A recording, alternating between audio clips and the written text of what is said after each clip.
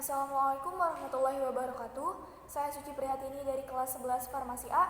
Di sini saya akan sedikit menjelaskan tentang menganalisis konsep latihan dan pengukuran kebugaran jasmani.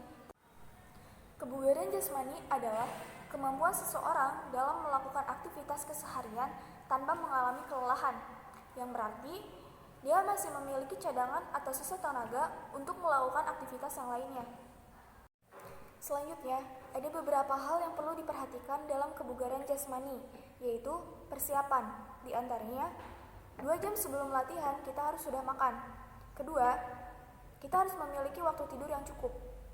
Ketiga, latihan menggunakan pakaian olahraga yang menyerap keringat dan bisa melakukan gerakan dengan leluasa serta menutup aurat. Selanjutnya, ada pelaksanaan latihan. Yang pertama, pemanasan yang biasa dilakukan di awal latihan. Yang kedua, latihan dilakukan dengan prinsip FITT yang meliputi frekuensi latihan, intensitas latihan, tempo atau lamanya latihan, dan tipe atau jenis latihan. Selanjutnya, penutup atau kegiatan relaksasi dengan mengembalikannya otot ke dalam kondisi semula.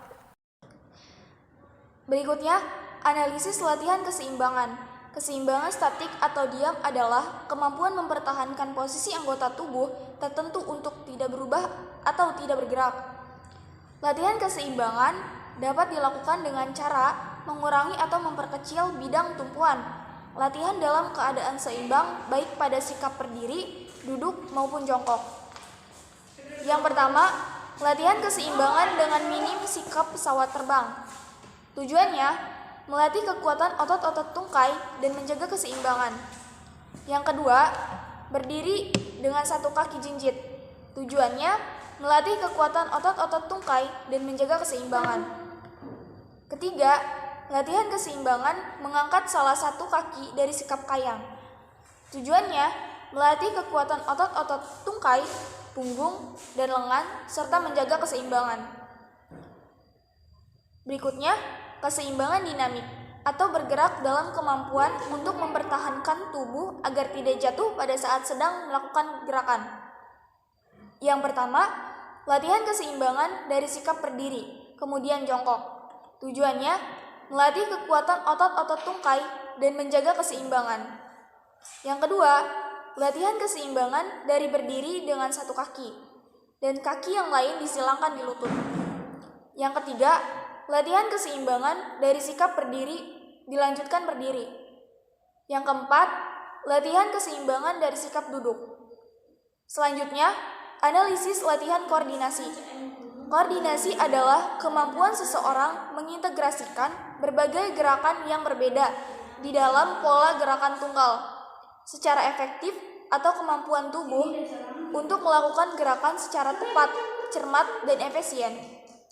Koordinasi meliputi mata tangan, mata kaki, tangan kaki, mata tangan kaki, telinga, mata, kaki, dan seterusnya. Yang pertama, latihan koordinasi gerakan sendi pinggul, pinggang, dan lutut. Berikutnya, koordinasi mata dan tangan yang berhubungan dengan kemampuan memilih suatu objek dan mengkoordinasikannya atau objek yang dilihat dengan gerakan-gerakan yang diatur. Berikutnya, analisis latihan daya ledak.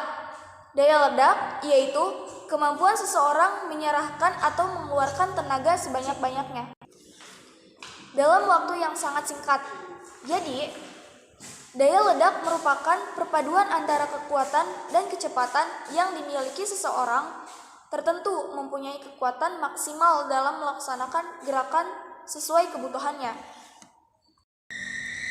Bentuk-bentuk latihan daya ledak antara lain adalah sebagai berikut.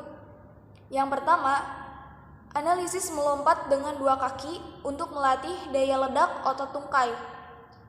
Yang kedua, analisis squat jump dengan kaki kanan dan kiri secara bergantian posisi di depan atau di belakang.